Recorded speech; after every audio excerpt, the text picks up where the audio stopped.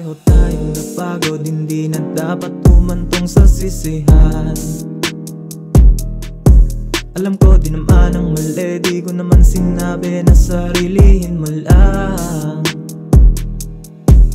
Anumang atraso o kesyo, dahilan anumang kinahantungan, masakit pero kailangan tanggapin, hanggang dito na lang. Pareho tayong napagod, hindi na dapat humantong sa sisihan.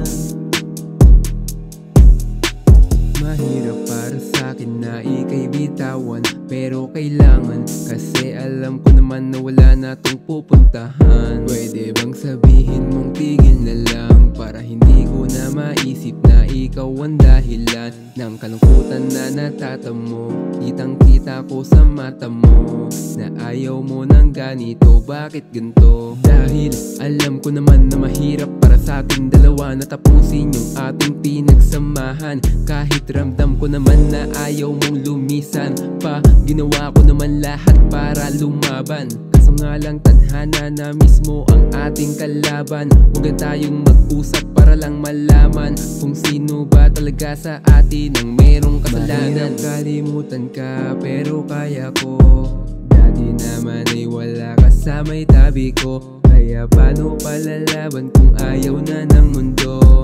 Grabe talaga, parang ang hirap ng ganito. Pareho tayong napagod, hindi na dapat humantong sa sisihan. Alam ko di naman ang mali, di ko naman sinabi na sarilihin mo lang. Anumang atraso o kesyo, dahilan anumang kinahantungan, masakit pero kailangan tanggapin, hanggang dito na lang. Pareho tayong napagod, hindi na dapat humantong sa sisihan.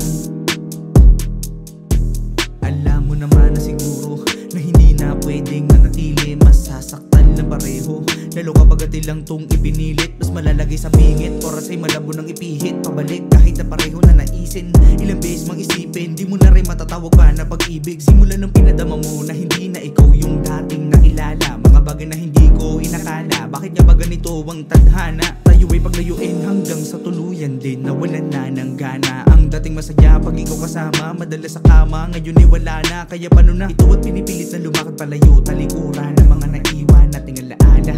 Alam ko naman na madali mo lang lahat yan nakalimutan, kaya di na dapat pa na pag-isipan. Sinisimulan na din nakalimutan, pero kalimitan kapatid na sumasagi sa isipan. Yan ang hindi ko mapigilan, dala na lang siguro ng mga nakasanayan, pero kailangan ko pa rin lumisan at sarili di na dapat pahirapan. Pareho tayong napagod, hindi na dapat humantong sa sisihan. Alam ko di naman ang mali, di ko naman sinabi na sarilihin mo lang. Anumang atraso o kesyo, dahilan anumang kinahantungan, masakit pero kailangan tanggapin, hanggang dito na lang. Pareho tayong napagod, hindi na dapat humantong sa sisihan.